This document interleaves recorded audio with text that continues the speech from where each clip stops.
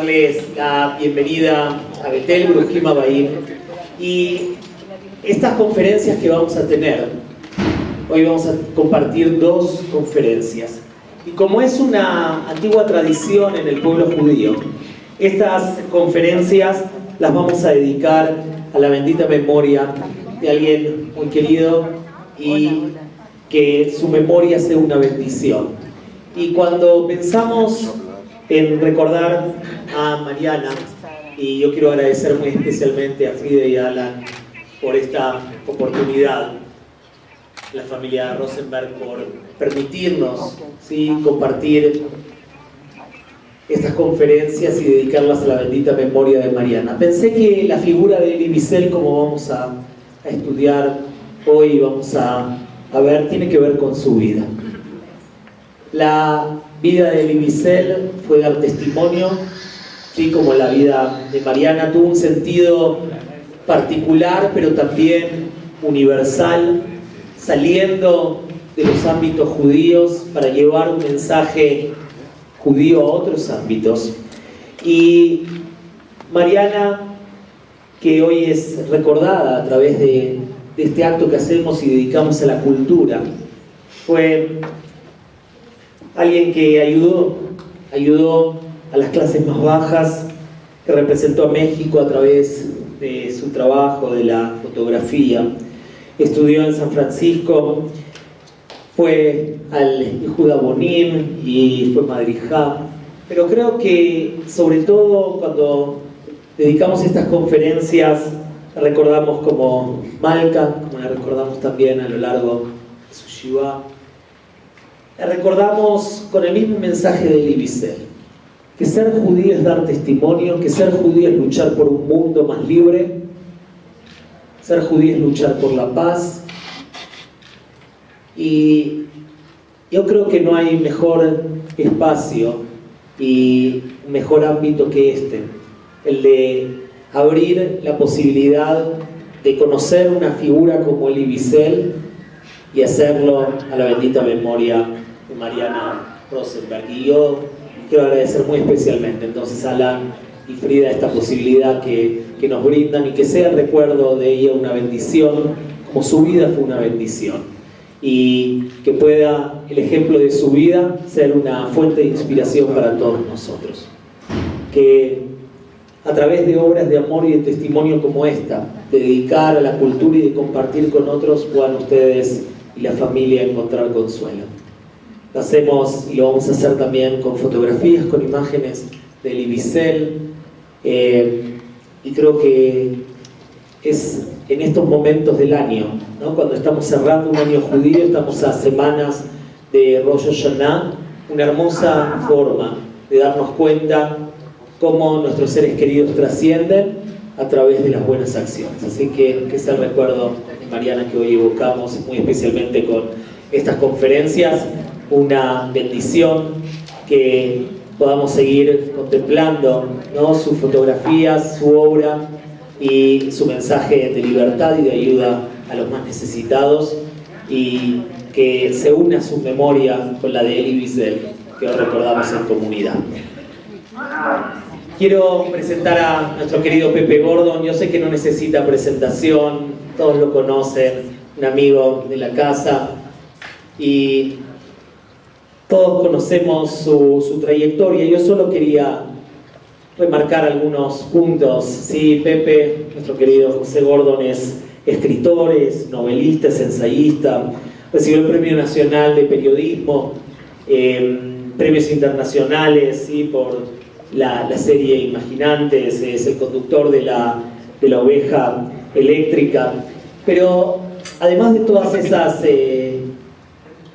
virtudes, ¿sí?, todas esas acciones, lo conocemos por sus participaciones, ¿no?, en periódicos como en Reforma y otros ámbitos. Pepe, como va a comentar, entrevistó a Elie Wiesel aquí en México. Y nosotros tuvimos a Elie Wiesel en dos oportunidades, y Pepe va a platicarnos acerca de la entrevista de Elie Wiesel cuando estuvo aquí en México. Por supuesto que cuando falleció Elie Wiesel, Pepe escribió cosas muy bonitas y platicó, y tuve la oportunidad de escucharlo. Y quiero agradecer a Moy, ¿sí? A su hermano que nos hizo llegar también ese material con, ¿sí? El calor y la calidez de un hermano que comparte, ¿sí? La producción de otros y siempre Moy nos apoya en la organización de estos eventos, así que muchísimas gracias también a ti, Moy. Y vamos a tener algo muy especial hoy. Vamos a tener dos conferencias, no una. Vamos a tener una primera parte, ¿sí? Luego vamos a tener un coffee break, luego vamos a tener una segunda parte. Y Pepe nos va a decir si dejamos las preguntas y todo para la segunda parte, ¿no? La primera parte va a ser una exposición.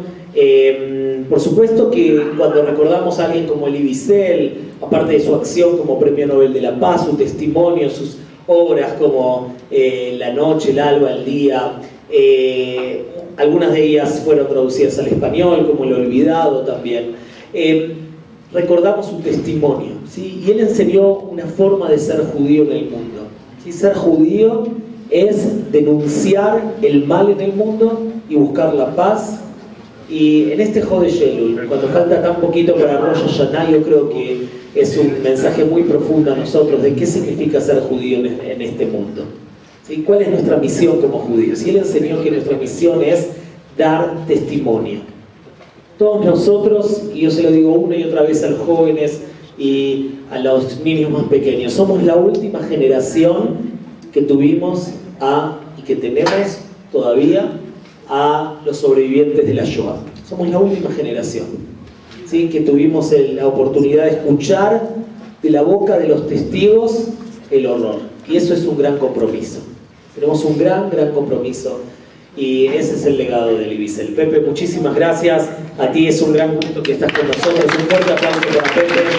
Buenas tardes, prácticamente ya pasando pronto el crepúsculo. Y justamente para hablar de una dimensión de Elie Wiesel que a veces no se conoce del todo. Y lo digo porque la tragedia de resumir una vida en unas cuantas palabras es que no encontramos a veces la dimensión de toda la conciencia y la memoria que está detrás de esa vida. Quedan registradas nada más unas cuantas palabras. Fue Premio Nobel 1986, sobrevivió el Holocausto, y más allá de eso no alcanzamos a darle la dimensión al hombre que está detrás de esa vida. Y en el caso de Elie Wiesel quiero decirles que, bueno, como bien Leonel lo dijo, yo tuve la oportunidad de conversar con él justamente a partir de que me abrieron las puertas en la comunidad de Betel para que se pudiera realizar esta conversación, porque la agenda de Elie Wiesel era muy apretada cuando llegó a México en el año 2002, como dijo bien Leonel, estuvo también en otra ocasión previamente, pero en 2002 me acuerdo que cuando sabíamos que iba a estar Elie Wiesel, nosotros planteamos la posibilidad de hacer una entrevista con una agenda que estaba completamente apretada. Y entonces lo que se logró fue que en ese momento en Canal 22 yo les pedí que nos tuvieran todas las cámaras disponibles a cualquier hora, en cualquier momento, que no es algo usual, por si se abría el hueco, porque no estaba abierto el hueco.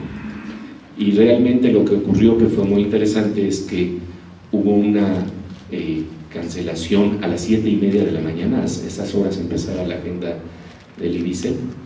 Me acuerdo que era un sábado, y lo que pasó fue que no era un sábado, que el lunes en la mañana iba a ser la conversación, y la sorpresa fue que se nos abrió un hueco de 1 hora, que fue extraordinario para poder de verdad conversar en serio con Elie Wiesel. Porque para mí Elie Wiesel forma parte de 3 grandes escritores que de alguna manera han estado relacionados con el problema del judaísmo de manera viva, en términos religiosos. Cada uno desde su ámbito, cada uno desde su particular punto de vista. Estoy hablando de Isaac Bashevis Singer, de Chaim Potok y de Elie Wiesel, y esa trinidad, de verdad me parece que es dentro del mundo de los escritores judíos del siglo XX los que más les interesó tocar el problema religioso desde diferentes perspectivas. En el caso, por ejemplo, de Isaac Bashevis Singer era un poquito desde la transgresión, porque Bashevis Singer tenía como, su padre era un rabino, pero él rompe con este mundo para internarse en la aventura de la vida y de la existencia, pero nunca pierde contacto con su religiosidad. Por el otro lado, tenemos a Chaim Potok, a quien tuve también la fortuna de que cuando me enteré que Betel lo traía por unas cuantas horas a la Ciudad de México, también conversamos con Chaim Potok, y me acuerdo que él era rabino también, y venía muy cansado porque venía unas cuantas horas, y luego iba a dar una charla, y cuando supo que era una entrevista para la televisión, estaba de alguna manera un poco pensando que iba a ser trivial, como ocurre siempre con la televisión, ¿no? Ustedes saben que el problema de la televisión es que a veces las preguntas no se distinguen por tener un periodismo de investigación. Nada más para darles un ejemplo, al pobre Jorge Luis Borges, que como ustedes saben era ciego, cuando llega a la ciudad de Guadalajara, nada más está bajando del avión y le preguntan que qué opina de la proverbial belleza de las mujeres tapatías. Y por supuesto él, de una manera muy educada, dice: deben ser muy bellas, pues. No las podía ver, pero bueno, ese es el nivel en el que a veces se mueven las preguntas en la televisión. ¿Usted qué hace, señor? Y bueno, pues esas son las respuestas, porque simple y sencillamente no se conoce el mundo del personaje. Y en el caso de Chaim Potok, entonces venía cansado, y de repente le digo, a ver, cuando empieza la entrevista, le digo: ¿usted es novelista? Y me dice: sí. Le digo: ¿usted es rabino? Sí. A la hora de escribir, ¿a qué le es fiel? ¿Al rabino o al escritor? Y despertó. Y fue realmente una conversación memorable, porque se trata de personajes que les preocupaba profundamente el problema religioso. En el caso de Bashevis Singer, aunque él era el que más se había transgredido y el que más se había salido, digamos, de la corriente estrictamente ortodoxa y religiosa, nunca dejaba de plantear el problema de Dios en todas sus novelas, del destino, de cómo se van tramando los hilos de unas historias que a veces nos dejan sentir como una sensación de designio. En el caso de Chaim Potok, era un diálogo tan profundo, porque le toca vivir un problema universal muy importante. El problema que le toca vivir a Chaim Potok es el que está de repente muy interesado en otras culturas. Y me acuerdo que esto lo marcó muy bien Judith Boxer, nuestra amiga socióloga, quien dijo que el problema cuando estamos hablando de esto, y en cualquier cultura, es el dilema de la identidad. ¿Cómo abrirse al otro sin dejar de ser uno mismo? Y esto, por ejemplo, en el caso del escritor Amos Oz, es considerado traición cuando te abres al otro, porque quiere decir que cambias, y cuando cambias, a veces los que no cambian no lo ven muy bien. Y ese es el problema de Chaim Potok. Él cambia, se transforma. Tiene una novela en donde, por ejemplo, se mete va a Corea, porque él efectivamente vivió la experiencia de ser lo que en Estados Unidos se conoce como capellanes, es decir, diferentes denominaciones religiosas pueden estar haciendo servicio en términos militares, y entonces pueden tener sacerdotes y rabinos, y a él le tocó vivir la guerra de Corea. Y de repente, cuando encuentra la espiritualidad oriental, se maravilla y no puede dejar de reconocer que ahí también hay una búsqueda de lo sagrado. Y claro, cuando esos dilemas se tocan en las novelas, pues el mundo ortodoxo no le fue muy bien con el mundo ortodoxo a Chaim Potok, pero lo cierto es que fue tan universal la búsqueda que estaba haciendo Potok, que me acuerdo que me comentó una cosa que nunca se me olvida. Dijo, ¿saben qué es lo interesante? Cuando alguien leyó una de mis novelas, una monja en Filipinas, me escribió una carta para decirme: los problemas que usted toca de cara al judaísmo y de cara a lo que se puede considerar traición, a mí me tocó vivirlo de cara al catolicismo. Y entonces estamos hablando de estos problemas que son universales. ¿Cómo me abro al otro sin dejar de ser yo mismo? El problema de Elie Wiesel es diferente, y hoy vamos a hablar precisamente de los misterios de la condición humana. La primera parte de esta charla va a estar dedicada a esos misterios de la condición humana y a la tragedia de Elie Wiesel, al entender que él proviene de un mundo profundamente místico, más allá de lo que su entorno le planteaba. Y la segunda parte, vamos a adentrarnos un poquito en qué es lo que ilumina su literatura, en términos de qué proyecto de vida jugó Elie Wiesel. Porque a veces nos olvidamos que fue un gran escritor y que fue un gran novelista. Y como queda la etiqueta de que fue el Premio Nobel de 1986 y el Premio Nobel de la Paz, les quiero decir que cuando yo me enteré de que era Premio Nobel de la Paz, me sorprendió, porque yo decía, pues sí, tiene que ser de literatura. Es decir, no estoy planteando para nada que no hay una vertiente en donde hay un trabajo que tiene que ver con la ayuda al otro y el acercamiento de los pueblos y las culturas, pero ese acercamiento proviene profundamente de su encuentro con las palabras y de su encuentro y vida como escritor. Y entonces espero que el día de hoy podamos iluminar algunos de estos aspectos de la vida de Elie Wiesel y de la tragedia que él vive, que es la tragedia de verdaderamente un muchacho que era místico. Entonces, primeramente, lo que quiero plantearles es una muy breve semblanza de cómo tuvimos ese encuentro con Elie Wiesel y cómo se lo presentamos en la televisión mexicana. ¿Qué año fue? Fue en el 2002.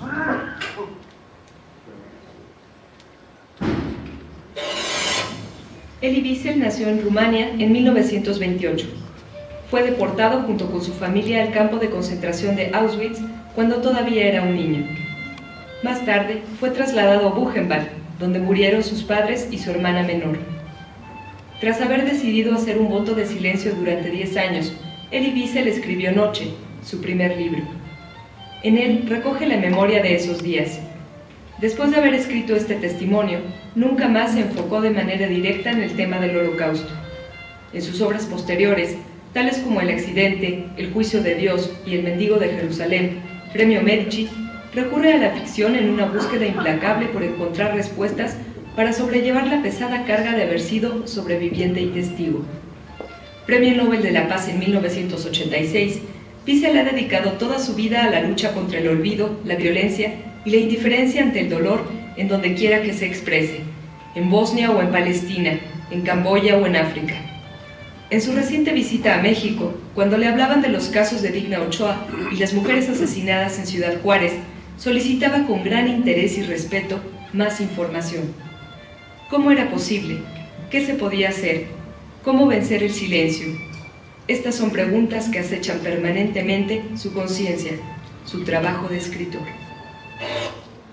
Entonces, como podemos ver, estamos hablando antes que nada de un trabajo de escritor.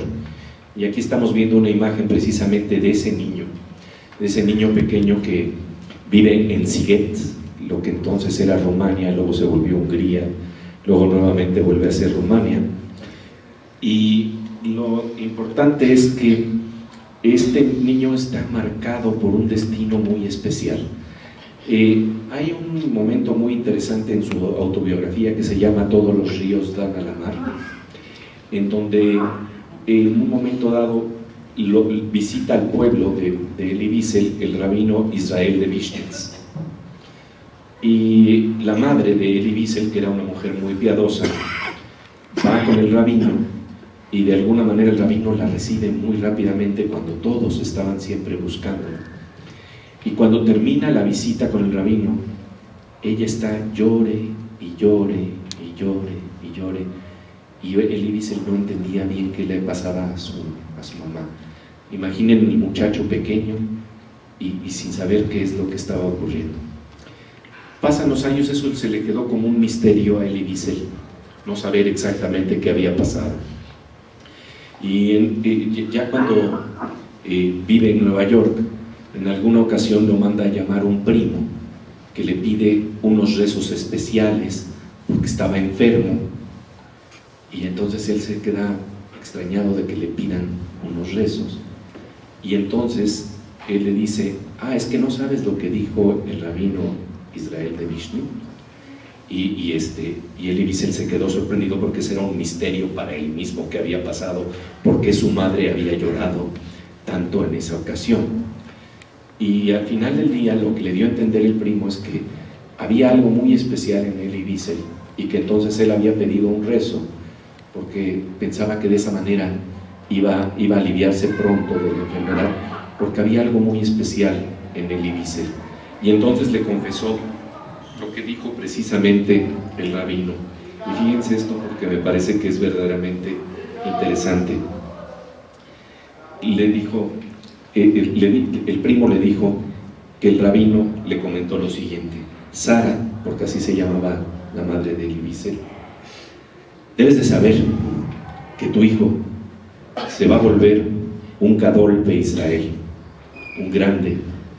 un hombre grande en Israel, pero ni tú ni yo viviremos para ver ese día. Es por eso que te lo digo ahora. Y entonces dice el primo: ahora ya sabes por qué lloró. Y lo miré y ninguno de los dos habló. Nos quedamos callados y en silencio. Es decir, estamos viendo cómo en la historia de Elie Wiesel siempre se empiezan a manejar esos trazos de destino, de historias y relatos que de repente se vuelven una narrativa que nos conmueve. A veces se habla de que la vida, nuestras propias vidas, podrían verse como una especie de novelas, ¿no? Me acuerdo que hay un libro maravilloso de un novelista que se llama Juan José Millás, que escribe una novela que se llama Dos mujeres en Praga. Y la novela comienza con un anuncio de ocasión que aparece en un periódico, que dice lo siguiente: usted pone la vida, nosotros le escribimos su novela. Y entonces Juan José Millás me comentó que todos mereceríamos tener una novela de nuestras propias vidas, pero a veces no alcanzamos a ver qué historia estamos creando, qué relato estamos haciendo con nuestra vida. Y precisamente la literatura y las películas nos dejan ver qué tipo de capítulos vamos creando, porque la historia es tan inmediata que no nos damos cuenta de la sensación de destino. En el caso de Elie Wiesel es muy claro que siempre estuvo presente esa dimensión. Nada más voy a dar algunos apuntes para hablar precisamente de la tragedia de un místico, porque cuando se habla del Holocausto, todos entendemos lo que es la tragedia del Holocausto, pero cuando estamos hablando del Holocausto en un niño que tiene una vertiente mística, estamos hablando de una doble tragedia. Es la pérdida de la creencia en el ser humano, pero es también la pérdida de un profundo sentido de comunicación con Dios. Porque resulta que para Elie Wiesel, y esto es una distinción que hago y que creo que debería de ser muy clara, Dios no es una creencia. Dios trata de ser para Elie Wiesel una experiencia. Y por experiencia entiendo una percepción. Y entonces vamos a ver algunos de los apuntes que nos dejan ver quién es Elie Wiesel. Fíjense nada más. Dice, con el tiempo, dice, el estudio se volvió, desde que él era pequeño, dice, el estudio se volvió una verdadera aventura para mí. Mi primer maestro, el Batiser Rebbe, un hombre viejo, dulce, con una barba blanca, grande, que devoraba todo su rostro, apuntó las 22 letras del alfabeto hebreo y dijo: aquí, niños, están el principio y el final de todas las cosas. Miles y miles de tareas han sido escritas y serán escritas con estas letras. Véanlas, estúdienlas con amor, porque ellas serán su vínculo con la vida y su vínculo con la eternidad. Ahí estamos entendiendo ya qué es lo que quería decir la palabra, la letra escrita. Y claro, entonces esto hace que, aunque el padre de Elie Wiesel, quien es el que estamos viendo ahora en la fotografía, no tenía realmente este tono devocional que tiene su hijo, tal vez eso es más herencia de la madre que del padre, el padre no se encargó necesariamente de que su educación fuera religiosa. Él, en todo caso, quería que Elie Wiesel fuera filósofo. Y vean entonces cómo Elie Wiesel solito empieza a buscar por dónde puede tener su experiencia de lo sagrado. En el libro Noche lo relata así. Dice Elie Wiesel: no hay cabalistas en Sziget. Repetía mi padre. Quería desterrar esta idea de mi espíritu, pero en vano. Yo mismo me encontré un maestro en la persona de Moshe Shames. Me había estado observando un día que yo oraba a la hora del crepúsculo. ¿Por qué lloras cuando rezas?, le preguntaron a Elie Wiesel. Me preguntó como si me conociera desde hacía mucho tiempo. No lo sé, respondí muy turbado.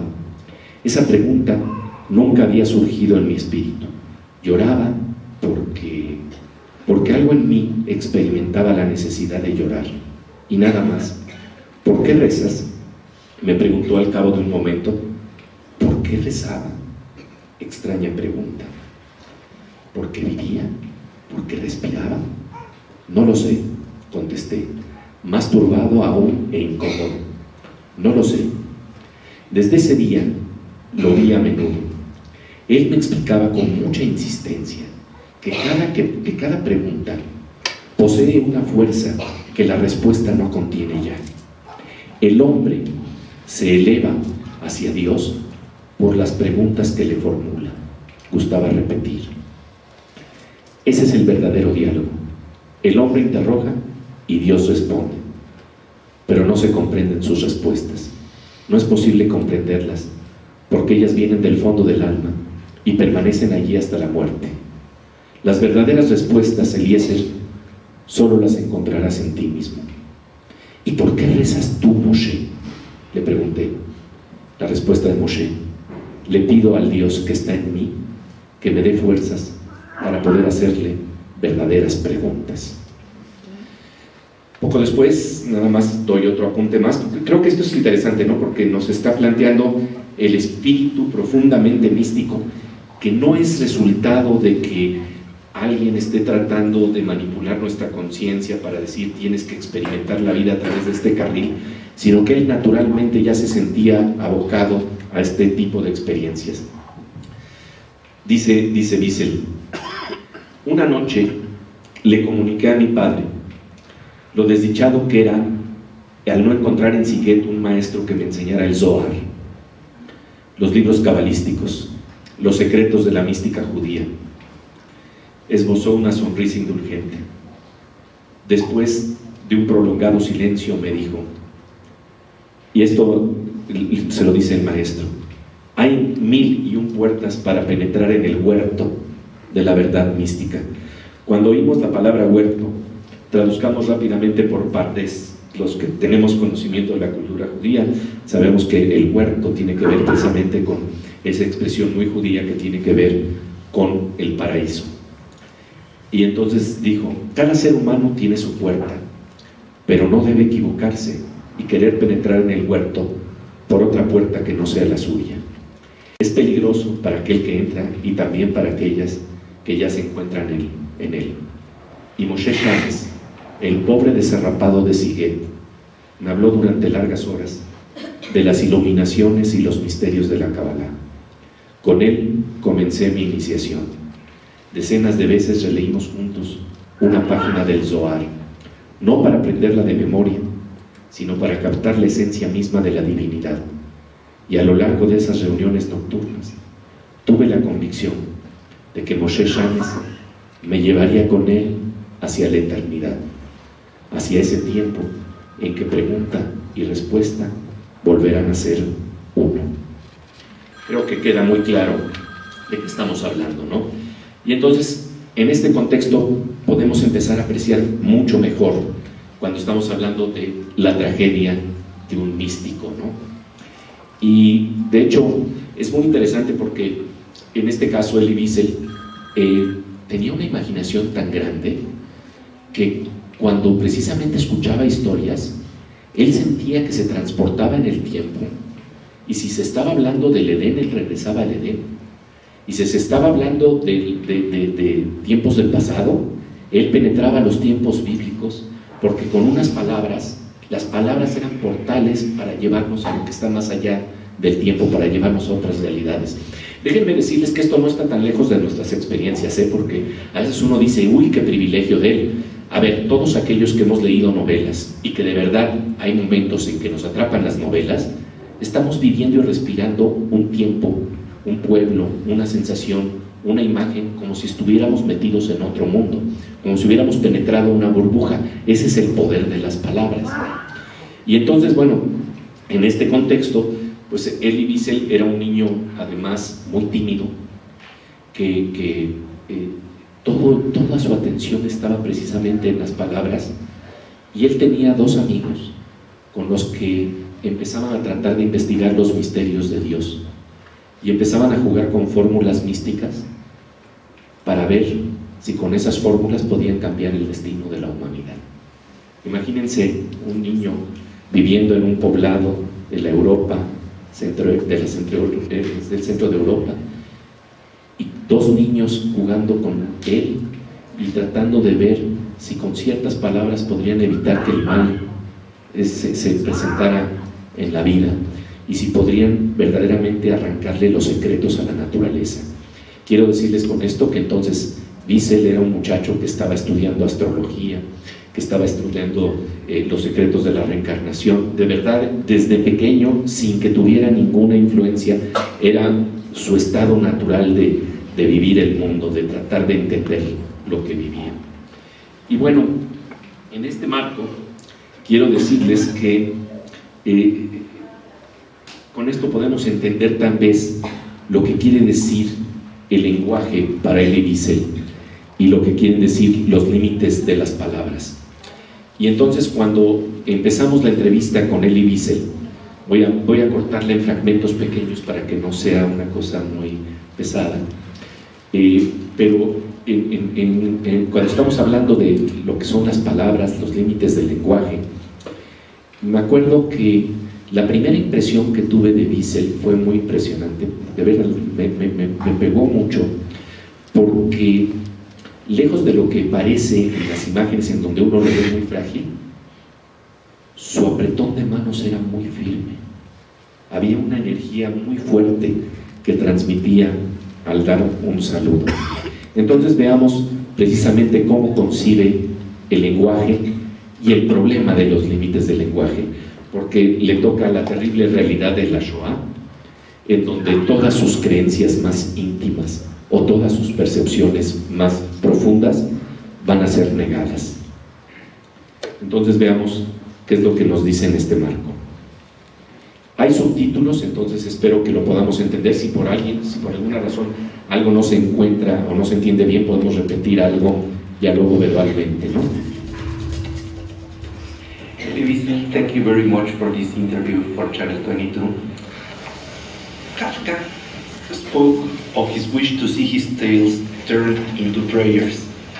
The Israeli poet Yehuda Mihai said that poems were like prayers that help us to survive. What are words for you? Memories. Memories of times that transcend words. Words for me are sometimes as important as the language that separates one word from the other. What I tried to do really is to show that certain things cannot be communicated. That there are certain experiences that remain beyond language. It doesn't mean that we should stop using language. I try, many of us have. But at the same time, the feeling that I always have carried with me when I write and after I write is that it's not what I wanted to say. It's not what had to be said. So it's still there. It doesn't mean we should stop. We must continue. I still believe that We must say what we have to say. The witness must bear witness. And the child of the witness must bear witness because he is a child of the witness. And he who listens to a witness becomes a witness. I believe in all that. At the same time, I believe that the real truth with a capital T, if one misuse that word, will never be communicated. No one who wasn't there will ever know what it meant being there. And that is almost a sad, melancholy statement of affairs, because that means that the enemy has won in a way. And I don't even know how to deal with that. It's maybe my personal defeat, but this is the truth. That was stronger. And unfortunately, evil had more power than all of us. One stupid sergeant in the SS with a machine gun had more power than 1,000 poets and philosophers and chroniclers and artists put together. Creo que está muy claro, ¿no? Lo que está planteando. ¿Pudieron entender todos? ¿Pudieron, ¿se oye bien? ¿O se necesita subir el volumen? Ustedes me dicen, porque quiero que tengamos realmente buena comunicación. Vean lo que está diciendo, el problema de las palabras, y alguien que cree tan profundamente en las palabras, vuelvo a insistir que si uno no sabe lo que quiere decir, primero, que tiene este profundo espíritu místico, y segundo, que es novelista, porque eso es a veces algo que se olvida de que Elie Wiesel básicamente es un gran narrador de historias también. Entonces no nos damos cuenta de lo que quieren decir las palabras. Como decía en el principio de la pregunta, Yehuda Amichai, el gran poeta Yehuda Amichai, decía que las palabras a veces, y él, aunque tenía una perspectiva que no era necesariamente religiosa, a veces las palabras de ciertos poemas se volvían como plegarias que ayudan a sobrevivir. Y eso estamos hablando de alguien que vive desde el mundo secular, no está viviéndolo desde el mundo ortodoxo. Entonces, estamos hablando de que para los poetas las palabras verdaderamente nos acercan a la realidad con una manera tan íntima que a veces no nos damos cuenta de cómo el poeta puede crear realidades. Decía precisamente Octavio Paz que un buen poeta no te describe una silla, te la pone enfrente para que te sientes. Es decir, tiene ese poder la palabra para crear de alguna manera mundos. Recuerdo de nuevo precisamente un gran poema de Jorge Luis Borges que se llama El Golem, en donde empieza planteando lo siguiente, es un pensamiento platónico. Si como el griego afirma en el cratilo, el griego es Platón, si como el griego afirma en el cratilo el nombre es arquetipo de la cosa, en las letras de rosa está la rosa y todo el Nilo en la palabra Nilo. Bueno, ahí estamos hablando de lo que sienten los escritores respecto al lenguaje. Y en este caso, ver los límites del lenguaje es una derrota muy peculiar a un niño que vivía en este marco. Ahora, de hecho, lo que vamos a ver es que este muchacho, cuando sale del campo de concentración, cuando sale de Buchenwald, va a Francia y se encuentra con un maestro extraño, con un maestro muy extraño. Hoy les voy a hablar de algo que no se conoce mucho sobre Elie Wiesel, pero que a mí me parece muy importante. Estos muchachos, hay que recordar que Wiesel sale del campo de concentración cuando tenía 16 años y que para entonces han muerto su padre, su madre y su hermana menor. Y entonces está en una experiencia en donde él siente que todo el sentido de la vida se ha ido afuera, porque, como él dice, la comunicación e intimidad que yo tenía con mi padre no la he vivido con otra persona. Y en el momento en que desaparece el padre, el infortunio es que de repente él mismo siente que se liberó de una carga. Qué difícil, ¿no?, plantearlo así, porque uno dice, voy a extrañar a mi padre que ha sido todo para mí, pero en el contexto de vivir el holocausto, el padre se volvió una carga, y hasta uno siente la pena de tener que decir, me liberé de la carga, y al mismo tiempo es algo tan profundo que no puede ni llorarlo, se le secaron las lágrimas para eso, Y entonces, junto con una serie de muchachos jóvenes, va a la OCE en Francia, en donde de alguna manera los están tratando de reincorporar a la corriente de la vida. Y entonces se encuentra con un personaje extrañísimo. Este personaje se llamaba Shoshani. Shoshani, hay que imaginar aquí a Elie Wiesel en esos momentos.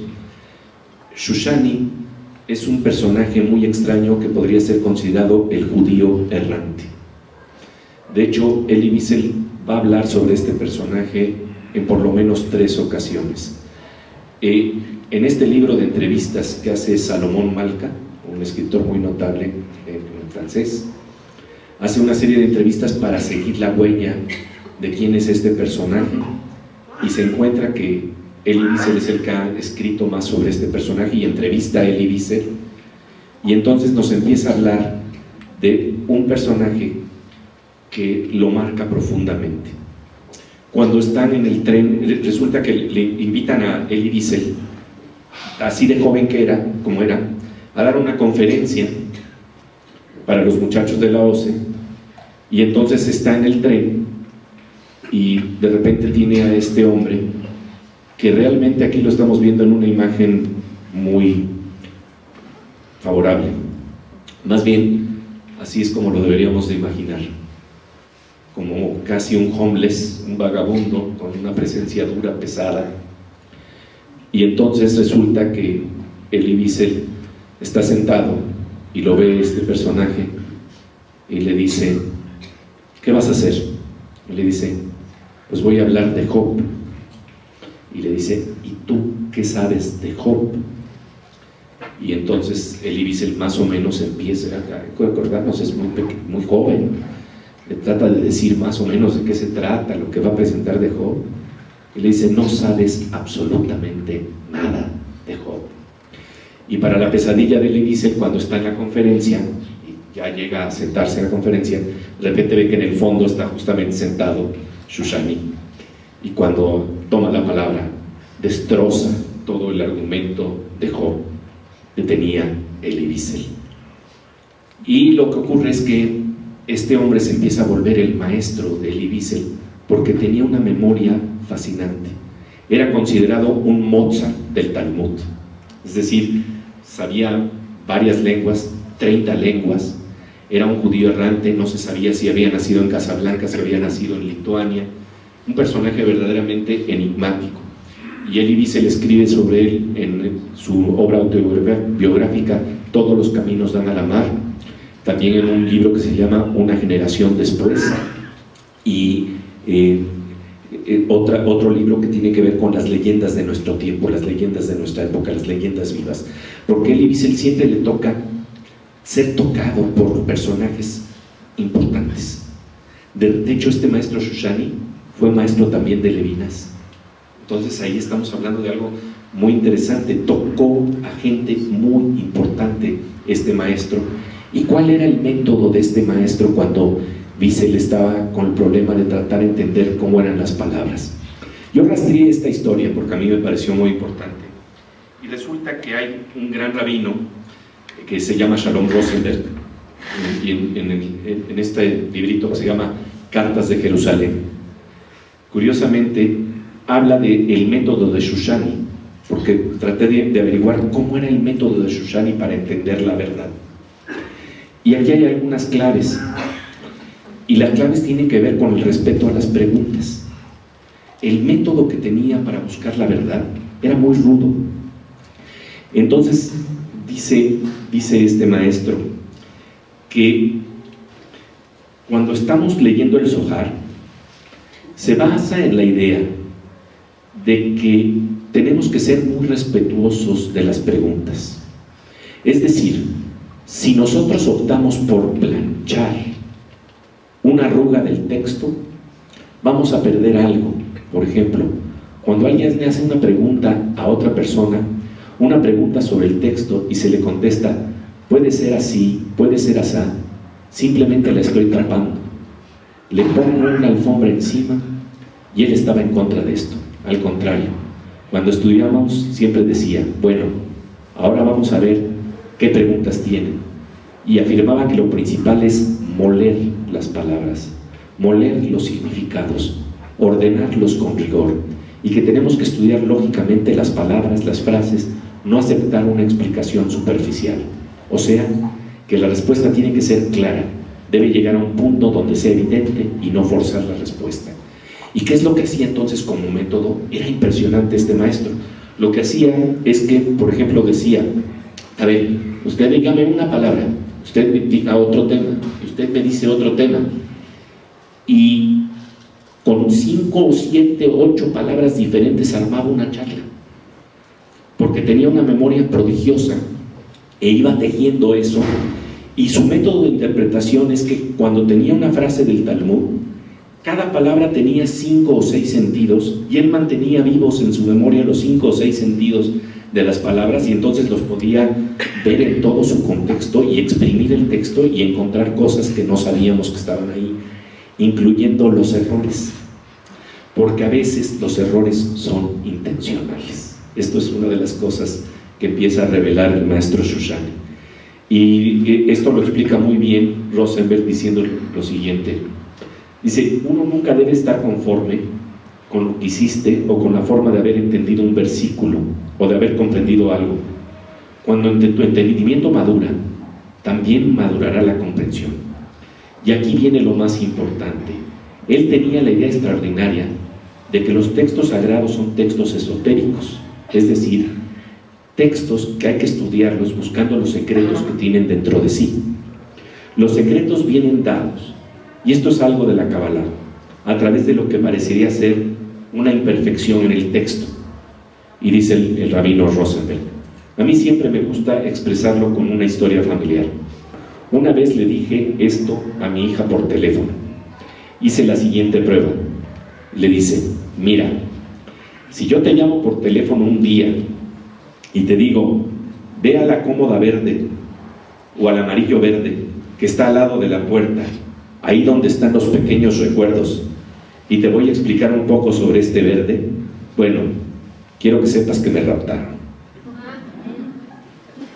Es decir, hay algo en el texto, una arruga en el texto que es intencional para llevarte a entender más a fondo. Y pues por lo tanto dice: o sea que si yo hablo cosas raras, no te creas que estoy diciendo estupideces, estoy dándote un mensaje. Hay que tenerle respeto al texto cuando el texto dice cosas raras. Cuando el texto tiene una gramática rara, es que algo está pasando. Importancia también pues de las preguntas, porque eso es clave entonces. Y vean cómo esto marca a Elie Wiesel. Ven cómo desde pequeño ya estaba siempre flotando alrededor de las preguntas. Y el maestro de Elie Wiesel tiene una frase que para mí es la clave de la comunicación, y conste que sí he estudiado mucho cómo se dan los fenómenos de comunicación. El problema de la comunicación es que muchas veces estamos con nuestro rollo mientras estamos escuchando a la otra persona, y estamos tratando de acomodar el rollo de la otra persona a nuestro rollo, y la verdad muchas veces ni escuchamos al otro, aunque pretendemos que lo estamos escuchando. Y entonces vean lo que le enseñó el maestro Shoshani a Elie Wiesel. Por lo tanto, la posibilidad de comprender es dar el crédito al oponente, al que está incluso planteando un argumento que no está a mi favor. Si no se entiende por qué el oponente toma una u otra posición, entonces no hay derecho a oponerse. No basta con que se pueda demostrar que el oponente no tiene razón. La verdadera demostración de que no tiene razón es primero tratar de comprender por qué dijo lo que dijo. En otras palabras, si durante 30 segundos no te convenció, no lo entendiste. ¿Se dan cuenta? Esto me parece que es un garbanzo de a libra que deberíamos de tener claros en los procesos de comunicación con nuestros hijos, con nuestras personas más queridas en general, ¿no? En otras palabras, dice, tenemos que comprender cuál es el motivo y luego tratar de hacer una comparación equilibrada de los motivos de cada cual. No se puede simplemente presentar una posición de la nada, sino que hay que entender la otra posición y en cierta forma comenzar con la otra posición, refutarla y luego construir la propia. Y esto es algo que está muy vivo en la cultura judía. Se sabe precisamente esto que a veces se plantea ya casi como un chiste, pero que eso es uno de los momentos que yo más aprecio de la cultura judía, en términos de esa idea de que siempre tenemos que tener la duda y la pregunta sobre lo que está ocurriendo. Hay un rabino que está tratando de mediar entre dos personas que tienen dos puntos de vista opuestos. Y entonces uno sostiene una posición, el otro sostiene otra posición. Y el rabino escucha y le dice a uno de ellos: ¿sabes qué? Tienes toda la razón. Y luego escucha al otro y le dice: ¿sabes qué? Tienes toda la razón. Y de repente hay un tercero que le dice: rabino, pero los dos no pueden tener al mismo tiempo toda la razón. También tú tienes toda la razón.